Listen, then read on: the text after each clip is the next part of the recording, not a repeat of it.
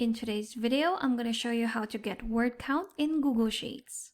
There's no shortcut or one function that will count the words for you in Google Sheets, so we're going to combine three functions to get a word count.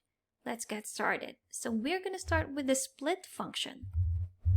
So the split function will be able to help us separate the words, so we'll be able to count them with another function. So let's start with the split. Select our text or our cell reference, comma.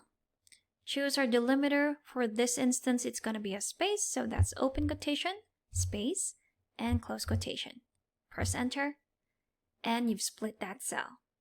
In order to count these cells, what we're going to do is to put in the count a function.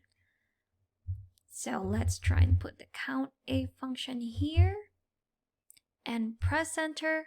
So that function has allowed us to count all the cells that we've just split. Now, what if we want to do it with the rest of our cells right here?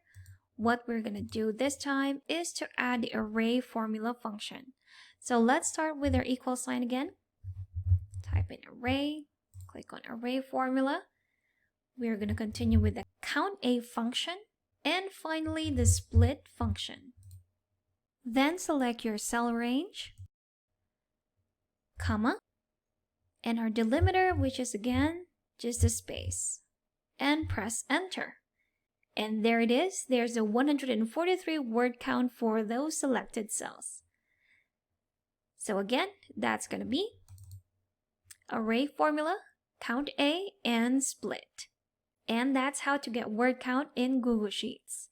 Thanks for watching. If you found this video helpful, do leave a like and subscribe for more helpful videos.